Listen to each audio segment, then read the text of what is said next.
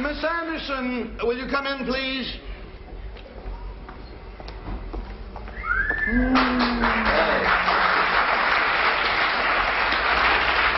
Miss Anderson, will you take a letter, please? Yes, sir. That's fine. W. W? Yeah, that's all the letter I want you to take because I want you to save your strength. A few minutes here, I'm due to start chasing you around the desk again. Oh, we'll be working late again. Oh, you bet your baby. Just a moment while I call my wife and tell her I'm going to be late. You want to start the tape recorder, please? Turn right on. Yeah, hello, honey? Yeah, honey, this is Sugar Bud. Yeah, I'm afraid I'm going to be late again. Yeah, you see, I'm stuck here on the highway. Yes, I'm calling from one of those roadside emergency phone booths. The what? The engine trouble. I think the farm brindle got cut up with the sting dangle. Yeah. When? Oh, I guess I should be home in about 2 hours. Correction, honey, I think I'll be home in about 4 hours. Yes. No, well, I have to hang up now. Another motorist wants to use the phone.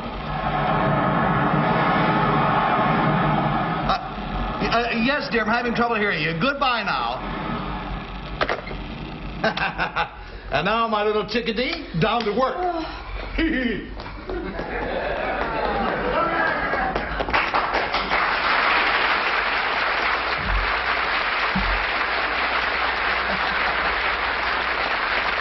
That's the story of my life. I never learned to run fast enough.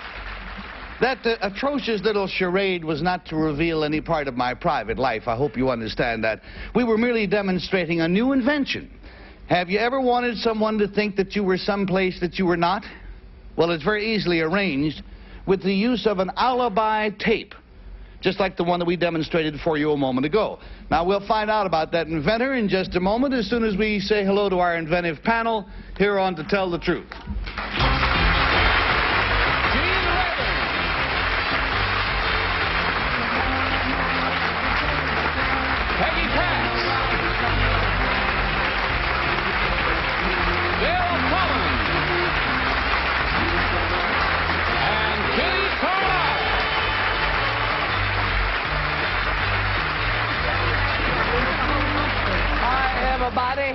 Hello. And look who is back amongst our midst. We got Bill Cullen back with us.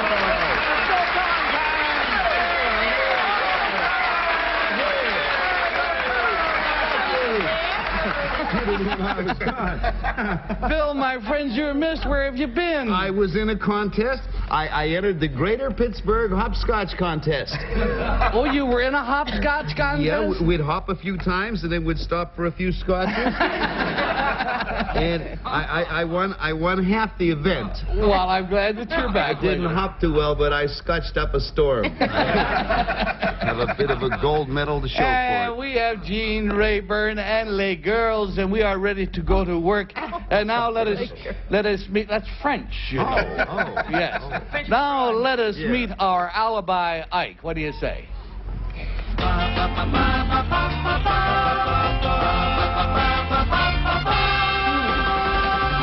Number one, what is your name, please? My name is Steve Lichtenstein. Number two. My name is Steve Lichtenstein. Number three. My name is Steve Lichtenstein. And we have the usual problem. Only one of them really is Steve Lichtenstein, and here is his affidavit. It says, I, Steve Lichtenstein, know full well that an ironclad alibi can save a guy a lot of grief. I'm the president of an outfit that painstakingly prepares alibis for all occasions. Here's how it works. I have recorded on tape all sorts of sound effects that can form various background sounds for phony situations. Say, for example, that you're sitting in a boisterous bar and it's time to call your wife. Well, by holding your portable tape recorder near the phone, you switch on the reassuring sounds of busy office typewriters, or perhaps the more antiseptic areas one hears in a midtown hospital.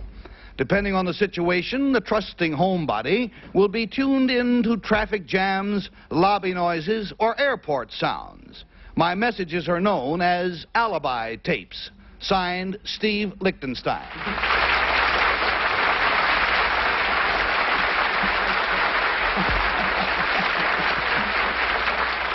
And we'll check into this whole ugly situation in just a moment after a few straightforward messages.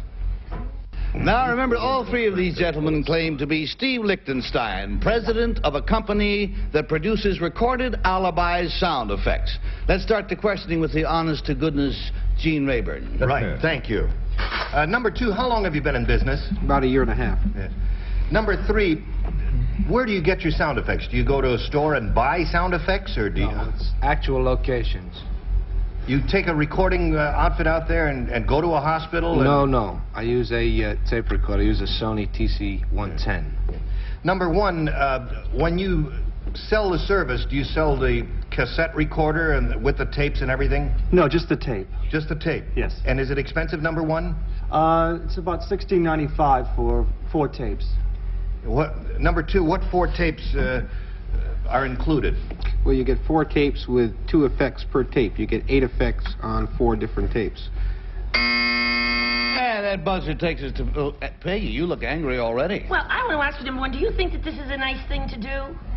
Well, it helps people out of bad situations, saves pain. But number 3, they get themselves into these rotten situations. Why should they have traffic noises to cover up the fact they're a bunch of bums? I'm perfectly serious. I'm sorry, but we have women asking us for these tapes now. Listen, I'm not saying it's I just think it's awfully dishonest. If a guy can't think of his own alibi, good luck to him. He should suffer. Number 2, would you please tell me why a hospital sound? You'd scare the poor girl to death if we called up with people screaming with pain in the background. No, it just helps accent the old visiting a sick friend excuse. Oh, he doesn't say he's all racked up in the emergency ward. No, he just says he's visiting a friend in a hospital. Thank you. Number 1, where are these things for sale? I'm starting to pick it. Oh, through the mail. There are various ways you can get Nasty them. through the mail. Does the government know you're selling this stuff through the mail? Of course. They do? Sure. You have to take permits out. You have a permit to do this? Well, I'm not for this administration anyway, but I must say, this is too strong. Go get him, Tiger! Gracious. You can't blame everything on Agnew, you know, Peggy. Well, Let's go to Bill Cullen. number 3, am I correct in assuming that this is to get a husband out of trouble? I mean, he's somewhere he's not supposed to be. He calls home, and like Gary did when he was dictating that letter, he calls home and he wants his wife to think he's somewhere else. Yes. Is that right? Yes, usually, but it's not made just for husbands to get out of trouble. Or wives, or boyfriends, or things like that. Now, number 1, now here's the point. Suppose you want to make your wife jealous. And suppose you are in the office and you are working like a dog, but you want her to think you're having a good time. Do you have tapes available with girls yelling the equivalent of whoopee in the background? Well, we have barroom sounds. Barroom sounds? Number 2, do you have sounds of the resultant pinchings that Well, we sometimes... have the sound effects of a wild party, so that if you're alone in your apartment and you Yeah. want to get a friend over, you can say, "Come on over, Mary, we're having a wild party." And she gets there, Yeah, and there it's you are. just Yeah. the 2 of you. And you Yeah. say, if you think I'm going out for ice cream at this hour of the night, that's another story. This plot is getting thicker than I had imagined. Let's go to Kitty. I Kitty's think you appalled. ought to be arrested, all of you. It's a disgrace. And furthermore, number 3, you're doing a terrible disservice to people who are on the level, because now you've publicized this. A guy is really stuck on the highway, and he calls his wife, and she won't believe him. How do you deal with that? Wish for the best. But that's not saving pain. That's causing pain. Now, number 1, you said it's not just for husbands. You have tapes for wives? Yes, we have some Well, like what? beauty parlor sounds and Hairdryer. shopping. Yes. Yeah. Shopping. Supermarkets. Yeah. And what else? Well, we're just coming out with a line for women now. There's so many requests for it. I think it's absolutely dreadful. I recorded one in an insane asylum for when I wanted my wife to think I'm at Goodson Totten's office. Exactly. From Southwood. And in any event, we must form an opinion and we must vote. So let's take another look at them. Do you think it's number 1? Or do you think it's number 2? Or do you think it's number 3? It pays $50 anyhow for each wrong vote. It pays $500 if nobody guesses right. And Gene Rayburn commences. Yes, Gary, I shall commence. I voted for number 1, And he appears to me to be only one who could have dreamed up this scheme because he has shifty eyes. Yes, he has. Number one, you have my permission to poke him in the nose after this is over. Right or wrong? And we go to the even-tempered Peggy Cass. Well, I do think, I hope when Mary gets to that wild party that's non-existent, she gives you a clap in the chops. But I voted for number 2 because my mother said always watch out for those quiet ones. We have a 1 and a 2 and a Bill Cullen coming out. I had one of these tape machines once. I made myself, and I wanted my wife to think I was busy working at Goodson Tubman, and by mistake, I put on the opening record from the Boys in the Band. And if you don't think I had... Anyway, I voted for Gene's Shifty Eyes. Number 1 looks like the type of fellow who would do this sort of thing. We got 2 1s, and we've got a 2 and a Kitty Carlisle coming out. Well, I voted for number 1, but I think your mother ought to give you a good spanking. You're too young to be doing that. Well, we almost had a clean sweep, but not quite. The votes are all in. Will the real Steve Lichtenstein please shamefully stand up? It's number 2.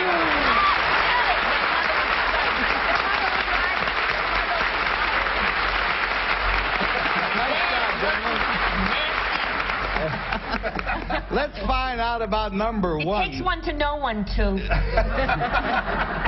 Peggy, your mom was right, like you said. Number 1, you got 3 wrong votes. What is your real name and what do you do? My name is Tony Rizzo, and I'm a photographer, writer, singer, impressionist in Hollywood. Wow. This schizophrenic. Makes his own record.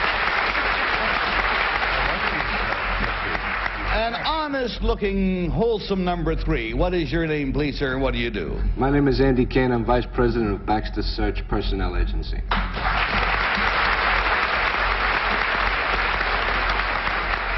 Steve, I won't turn you over to this group. I don't trust them. Thank you very much, you and your imposters, for being here with us on To Tell the Truth.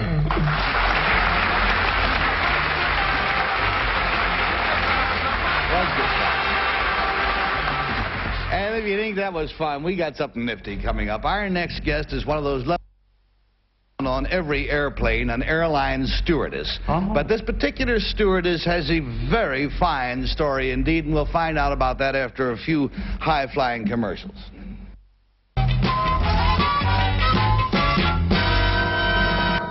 Number 1. What is your name, please? My name is Ida Staggers. Number 2. Number 2? My name is Ida Staggers. Number 3. My name is Ida Staggers. All right, and let us listen, please, to Ida Staggers' airborne affidavit. It says, I, Ida Staggers, have been an airline hostess for more than 30 years, longer than any other stewardess now flying. When I first joined TWA, it took 8 hours to fly from Kansas City to Newark. The passengers were served lunch boxes at meal times, and all of us hostesses had to be registered nurses. Over the years, I have flown most of TWA's world routes, fulfilling the ambition I had when I first joined them. That ambition was to get around, see the world, and not stay in one spot all my life. Currently, I am flying the most up-to-the-minute run from California to Vietnam. However, I don't mean to keep flying all the rest of my life. I intend to retire when I am 65.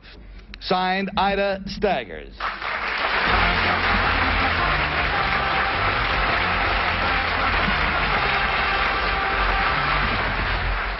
And as usual, we will start with our aerodynamics expert, Bill Cullen. Number 1, I assume when you became a hostess, you were a registered nurse, were you not? And number 2, is it correct that everybody in those days had to be a registered nurse? Yes, we all had to be registered. I'll go back to number 1 and ask, 30 years ago, which would be 1941, what type of equipment did you fly? DC-3s and DC-2s. Number 3, how many passengers did they hold? The DC-3s and DC-2s. 25. How many, number 2, if I may ask, this is an indelicate question, but it is important because they used to get up there and stay up a long time. How many restrooms did you have up there for those people? We had one. I see. Number 1, how was it marked? Ladies or gentlemen?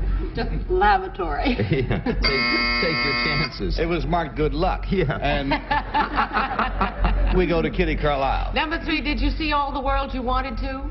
Not quite yet. Where are you going now? Well, After I'm going to Vietnam. Yeah, but after that? What do you mean? I mean, what's your ambition? Oh, I have to see China, Hong Kong, Oh, well, that's Japan, enough. South That's enough. America. Number 2, what did you do for food on those early planes? We had box lunches, usually cold chicken. Indianapolis had the best cold chicken. I've had that, yeah. I've been on those planes with those box lunches. Number 1, when I first flew from California, it took 18 hours. How many times did we stop for food? Do you remember? When you first went? Yeah. Oh, let's see. We stopped for food only. Yeah. Oh, food 3 times. Number 3, can you name the stop? And from Kitty, we're going to go down to Gene Rayburn for the last... No, Gene Rayburn and Peggy. Yeah. Now, number 3, Indiana, number 2 said that they stopped in Indianapolis for fried chicken because it was very good. What's so distinctive about Indiana fried chicken? Do you happen to know, number 3? Well, it's straight from the farm, and it has a heavy batter. Yeah. Number 2, how many passengers did the DC-2 carry? 14 passengers. Yeah. And number 1, was a DC-2 aluminum or fabric? Fabric. Yeah. Fabric. What? I'm sorry, I misunderstood. No, you answered my question. Very snarky. No. Number 2, did you ever have an opportunity to use any of the things you studied as a registered nurse? Well, not really, just my common sense with a professional background. Number 3, why did they require hostesses to be registered nurses? Well, they did. They don't anymore. I mean, why? Why was it, number 3? Well, I think it was because of the feeling of emergency and people up in the air. Of course, anything could happen up there, and you'd better be ready for anything. Yeah. Number 2, Thank you, Gene. And we go to Peggy, please. I don't wish to be indelicate, but nobody's brought this up. Number 3, didn't they try to put an age limit on the ages of stewardesses recently? Well, they couldn't because the law was passed, you see, 2 years ago, that over 65. Under 65, they can't ask questions anymore, you know? No? But Yeah. number 1, now supposing like a bunch of young GIs get on, well, like say when you're 65, number 1, and there's like 2 of you girls of 65, those guys are, I mean, it's motherly and all, but what you really expect a stewardess is to say coffee, tea, or milk, you know. Don't they get disappointed? I don't mean yes. I don't think so, No, and I hope not. No, I mean when you're 65. Well, now, number 2, can you get married if you're a stewardess now? TWA lets hostess be married. I can't speak for the other airlines. Oh. And ask not for whom the bell tolls, it tolls for all of us. We must mark our ballots for number 1, or for number 2, or for number 3. $50 is the penalty for a wrong vote, $500 if nobody guesses correctly. Bill Cullen? Well, you know, I was all set to vote for number 2 because when Johnny Olsen asked her name, she didn't hear him, and I figured the engine noise through the years had gotten to her hearing. But the answer about TWA allowing the stewardesses to marry and her not knowing about the others, most airlines do now, by law, have to allow them to marry. So for that reason and no other, I voted for number 3. We've got a number 3 showing, Yep. and Kitty Carlisle. Well, they're all marvelous, and I don't think either any of them look as though they're anywhere near retirement age. But I voted for number 2. I think she looks like she really has done all of this. Has a certain professional cachet about her. All right, Gene? Well, number 3 said the Indiana fried chicken has a heavy batter. Wrong. It's a nice light batter. Indiana fried chicken is characterized by its marvelous crisp taste and the way they do it. So I voted for number 2's Indianapolis-style fried chicken. Thank you, Colonel. And we've got a pair of 2s and a 3 showing, and Peggy? No, not me. No? I think number 1 looks just like a stewardess. Yeah. So I vote for her. You think so? Yes. All right. Well, now, by a different way of revealing the real Ida Staggers, we have a picture taken of Ida in her stewardess cap taken 35 years ago. So panel and audience, watch your monitor. Will the real 1936 Ida Staggers please appear on screen? There she is, and of course we immediately know it is number 2. Ida Staggers, please stand. I didn't mean it. Thank you, Ida. Nice job, ladies. Number 1, you got 1 wrong vote. What is your real name, please, and what do you do? My name is Joan Forrest, and I'm a housewife. Very good. You're right. She's got that personality. Yeah. Great smile. And your answer of fabric was absolutely correct. Oh, I'm glad to hear that. I know you're a little surprised, but it was right. Let's go to number 3 with 1 wrong vote. What is your real name and what My do you do, name is please? Loretta White, and I'm the author of a good cookbook called The Good Egg.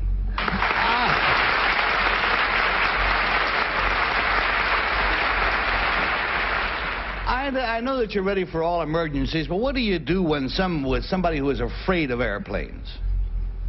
The best thing to do with a passenger that's afraid of an airplane, if they say they are, is talk to them. Mm-hmm. Just talk to them. I know one fellow who can't sleep all night before he flies, and he gets the shakes, and he's in I keep telling him that he ought to change jobs. He should not be an airline captain.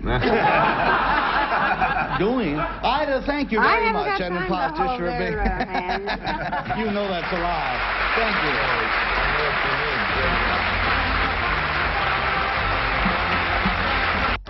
It is only Monday. We've had fun already. What can happen on Tuesday, Wednesday, Thursday, Friday? Tune in and see. We'll see you then. Transportation and other considerations provided by Chevrolet, featuring the new Nova, the not too big, not too small Chevrolet. Easy to park, economical, great on the highway, room for 5 or 6 adults. Nova, a great Chevrolet value. Hotel accommodations, courtesy of the luxurious Fox Sheraton Hotel, home of the famous Mermaid Room, right in the heart of Manhattan, and convenient to everything. Prizes or product mentions were furnished and or paid for by the manufacturers or supplier of the products or services identified on this program. This is Johnny Olson speaking for To Tell the Truth, a Mark Woodson, Bill Topman production.